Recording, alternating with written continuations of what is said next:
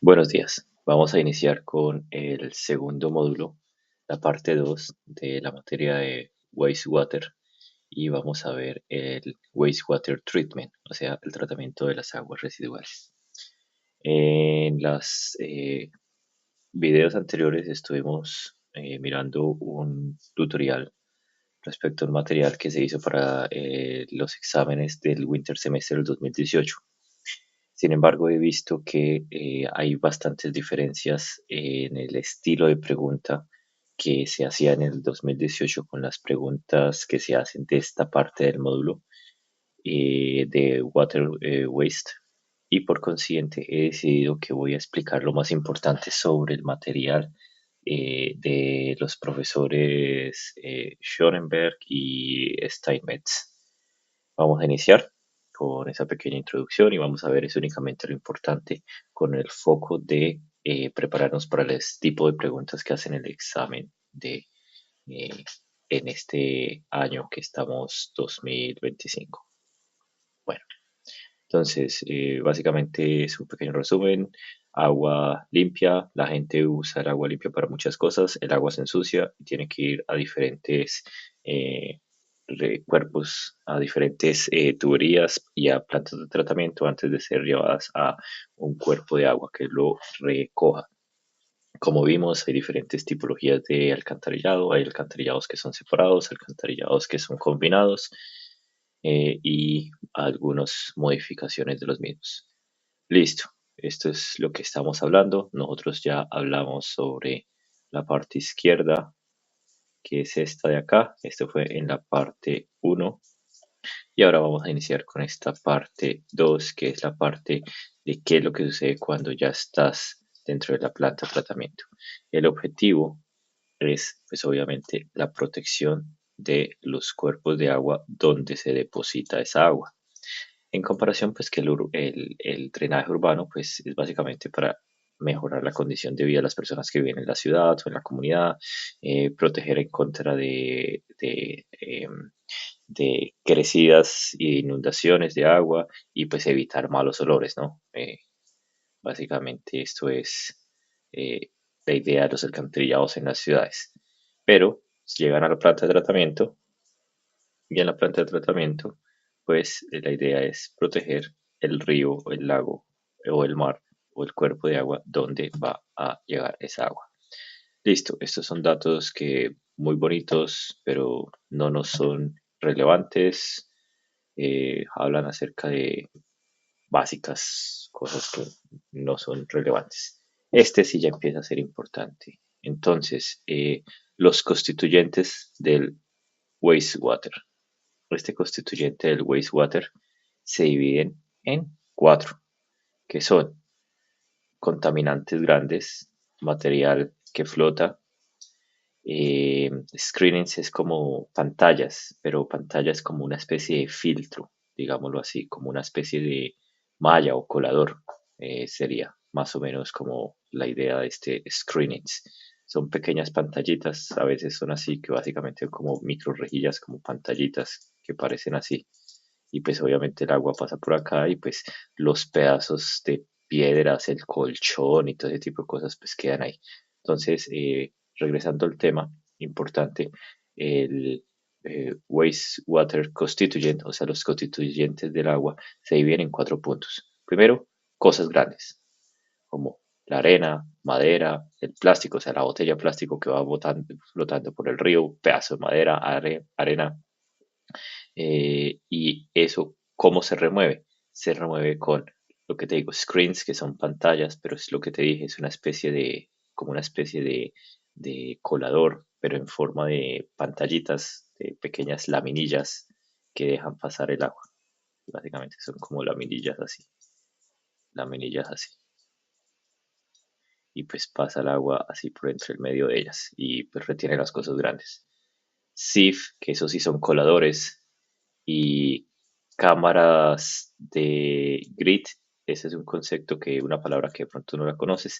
Grid son materiales rocosos o minerales, básicamente similares a la arena o la grava pequeña, ¿sí? No es arena exactamente, la arena está dentro del grid, pero el grid tampoco es piedra gigante, sino son como esa gravilla gruesa que uno cuando ve a veces dice, ah, gravilla gruesa, arena, todo ese tipo de cositas. Y las cámaras de arena, pues son, en español tal vez se llamaría más como cámaras desarenadoras o sí, se llamarían algo así. Pero este grid, como te digo, no es como arena, pero no solamente arena, es arena gruesa, arena fina y grava pequeñita. Esa es esa palabra grid. Listo. Entonces, volviendo al caso, hay 4 puntos que es como las cosas grandes que se remueven con qué? Pues con coladores, básicamente. Y rejillas, coladores y rejillas. Las sustancias que consumen el oxígeno del agua, que básicamente son bacterias, se pueden resumir, eh, de algún estilo. Los nutrientes, que son de diferentes estilos. Pueden ser como algunas especies de algas y algunos nutrientes que son nitrógenos y fosfatos, que pues si uno se da cuenta y se recuerda las cosas de jardinería, normalmente todos los compuestos de jardinería como los abonos y esas cosas para que crezcan las flores y las plantas tienen nitrógenos y fosfatos. Entonces son nutrientes a la hora, la verdad. Y esto solamente se pueden remover con conversiones biológicas o químicos. No hay otra forma. Y pues obviamente patógenos. Los patógenos, pues, ¿qué son? Todas las bacterias, como por ejemplo, no sé, la famosa E. coli. Y pues eso sí, únicamente pues se pueden quitar con desinfectantes o con algunas especies de membranas de filtración. Se me olvidó decir que los objetos que consumen oxígeno, pues se remueven también con bacterias, con parte biológica, con degradación biológica. Eh, Después vamos a ver más acerca de ello, pero lo importante es que los water waste constituyents son cosas grandes, como desde el colchón hasta la piedra y la arena. Luego, cosas que consumen oxígeno, es decir, bacterias que pueden haber aeróbicas y anaeróbicas, nutrientes que son como alguitas o nitrógenos y fosfatos, y patógenos que ya son eh, pues bacterias básicamente, ¿no? Cosas así, toxinas y ese tipo de cosas ahí raras que hay. Entonces, aparece un nuevo concepto que es COD. Entonces, el COD es de Chemical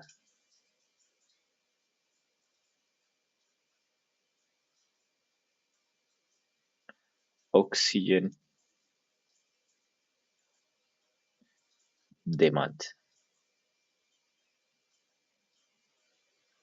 es decir, demanda química de oxígeno. Y lo importante aquí es que eh, hay un concepto que está el agua. Digamos, acá hay un agüita. Y ese agüita, pues están sus moléculas de agua común y corriente. Y hay moléculas de oxígeno disuelto. Como te expliqué, es simplemente como microburbujitas de oxígeno que están metidas dentro de toda la masa de agua. Y eso es lo que consumen los pescados y las plantas para poder vivir en los lagos y en los ríos. Si tú adicionas elementos químicos adicionales, como, no sé, eh, un pesticida que tiene, no sé, un fosfato, recuerda que fosfato es con la letra P. ¿Por qué? Pues no sé, pero así es. Es fósforo en lugar de fósforo, fosfato. Si le echas, no sé, nitratos o si le echa más carbones, ¿no? Como por ejemplo, no sé, alguien llevó caca y entonces son cadenas químicas que tienen carbón. Entonces, estos elementos reaccionan con ese oxígeno y entonces reaccionan con ese oxígeno para formar compuestos nuevos. Y la cantidad de oxígeno que queda libre. O bueno, también incluso por acá hay una bacteria, aquí con una colita y paticas, ahí tiene la bacteria. Y esa bacteria también consume ese oxígeno. Entonces, ¿qué es lo que sucede? Esa agua reacciona y empieza a consumir el oxígeno. Es decir, que el agua pierde el oxígeno disuelto y por consiguiente ya no queda oxígeno disuelto para que haya pescados ni plantas y el agua se apicha, digámoslo así, porque ya no hay oxígeno disuelto y se generan otros compuestos.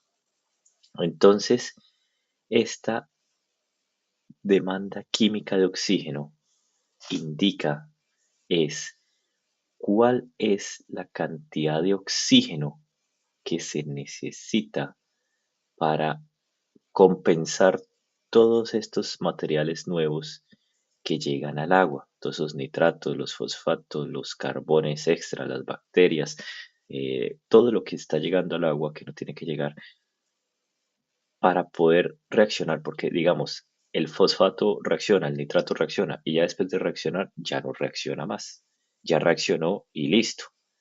Entonces consumió un oxígeno. Es decir, que hay una demanda de oxígeno que extraen esos elementos.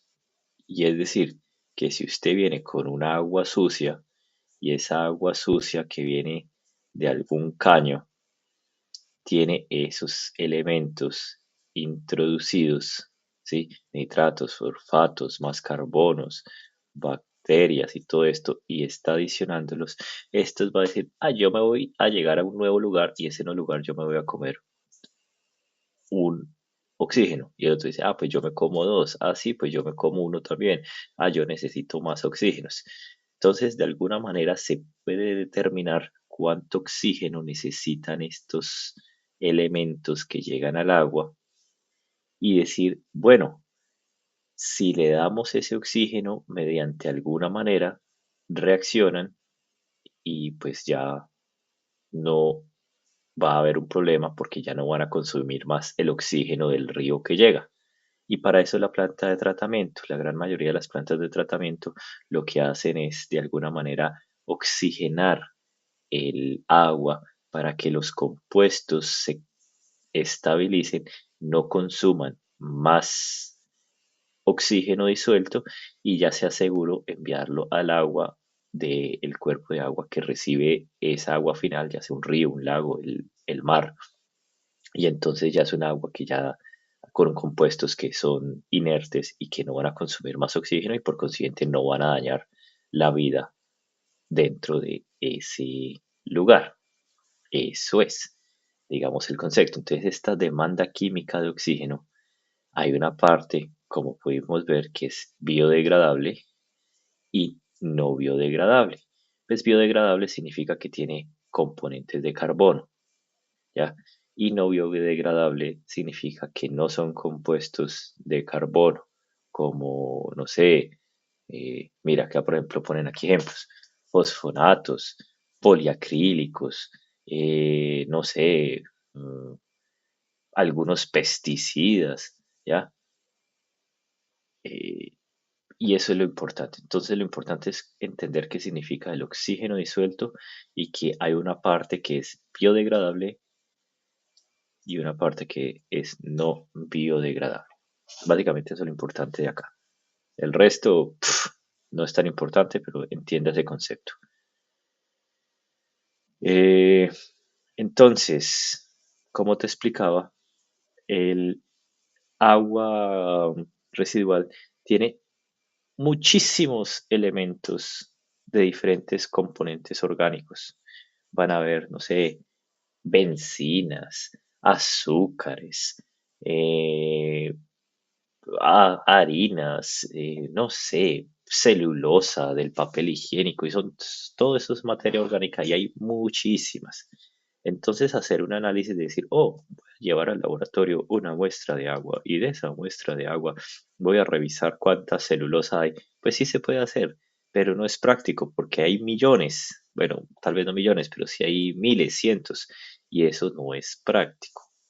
Entonces, se hace un análisis que dice, bueno, papi, como eso es imposible y lo que nos interesa saber es cuánto oxígeno necesita esa agua sucia para autolimpiarse, digámoslo así de alguna manera,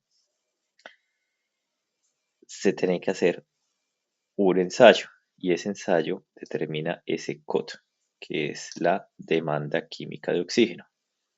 Y hay otro valor muy importante, que es el BOT, que es la demanda de oxígeno biomecánica. Es decir, que si hacemos un conjunto gigante, aquí está el COT tiene todos los compuestos y dentro tenemos el BOT, es decir, que dentro del COT se incluye el BOT, ¿ya? Porque el COT es la demanda química de oxígeno, o sea, todo. Y el BOT es solamente la parte biomecánica, o sea, la parte orgánica, se puede decir.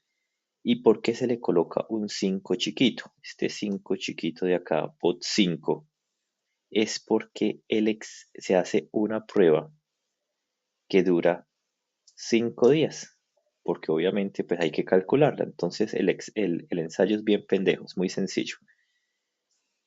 Alguien lleva un tarro con tapa, puede ser una botella de agua, ¿sí? Viene con una botellita de agua, lo más de bonita, con agua. Aquí está el agua. Listo, maravilloso. Con agua contaminada, con el agua de lo que sea. Y la deja pasar 5 días. Ah, bueno, y de aquí pues mide las propiedades, ¿no? De aquí pues se mide las propiedades iniciales. Pasan 5 días con ese recipiente cerrado, ¿ya?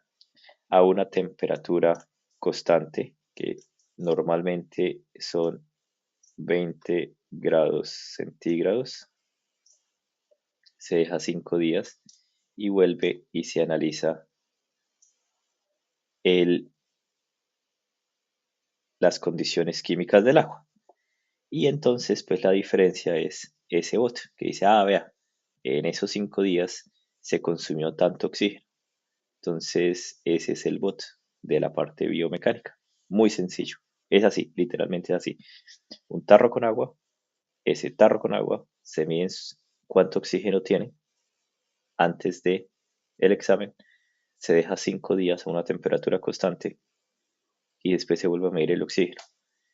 La parte orgánica pues consume el oxígeno del agua y por consiguiente se puede determinar cuál fue la demanda bioquímica de 5 días. Eso es. Listo. Acá hay uno de estos ejemplos de cómo se analiza el COT, que recordemos que el COT es la demanda química de oxígeno, chemical, vamos, chemical, voy a poner O2 que es oxígeno, chemical ox demand. Sí, O2 es la molécula de oxígeno. Eh, eso es. El TOC es from total. Ah, espera que se me olvidó qué era lo que significaba. Tengo que buscar. Deme un segundo que tengo que buscar porque me olvidó qué es el TOC. Es. Ah, sí, Total Organic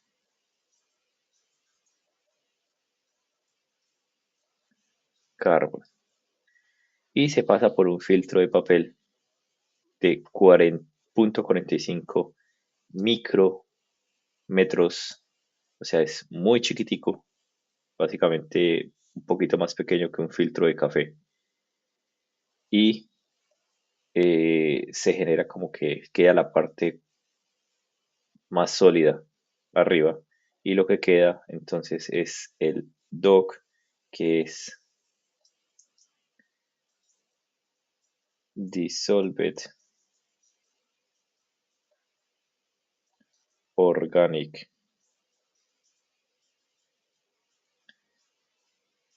Carbon. Y pues el COT ya dijimos que era, ¿no? Que es la demanda química de oxígeno filtrado, porque pues lo filtró, ¿no? Entonces lo que cayó pues es lo que queda. Entonces, como te dije, hay varias medidas y esas medidas es el COT que se hace con este ensayo, con esto se calcula. No nos interesa llegar al detalle, pero existe un ensayo y ese ensayo te dice, esa agua tiene tanto COT. Y luego hay otro ensayo que ya te expliqué, que es A5, porque hay 5 días a una temperatura de 20 grados centígrados. Y entonces esto es que se hace otro ensayo y le dice cuánta es la demanda biológica de oxígeno. Hay una parte importante de entender y es que si es agua residual con solo parte orgánica. O sea, no tiene fosfatos, perdón, no tiene otros químicos como, no sé, petróleo, benzoatos y ese tipo de cosas que pueden caer porque cayó gasolina y ese tipo de cosas que también es cosas que pueden caer, sino que su gran mayoría es básicamente orina y caca. Entonces, si se dejara un bot a tiempo infinito, sería equivalente al COT.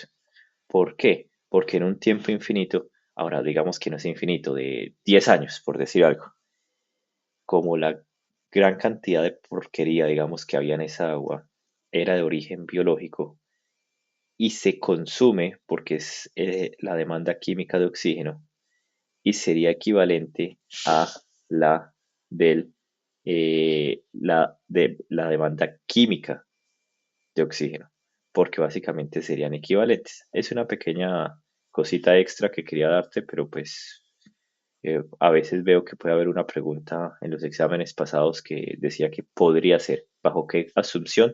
La asunción es que la gran carga del bot o del agua sucia que viene sea de origen biológico.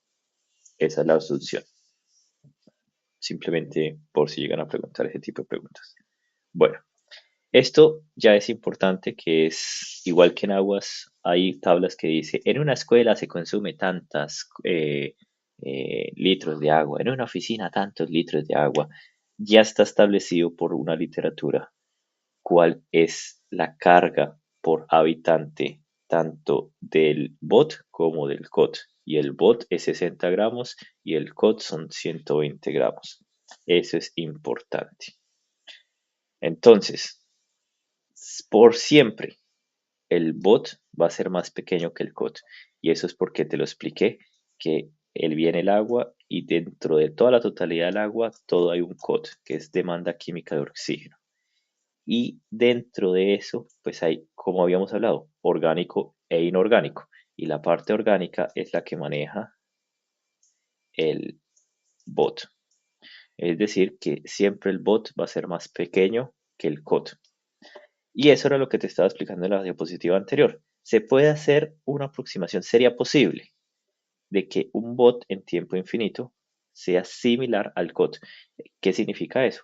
Que la parte, digamos acá está el COT, y la parte de ahí dentro que corresponde al bot, pues que sea casi igual, ¿sí? Que aquí sea bot. En ese caso, cumple esta afirmación. En otro caso, no. El COT se puede medir en un laboratorio, pero no indica la biodegradabilidad. ¿Por qué? Pues porque tiene parte biodegradable y parte no biodegradable.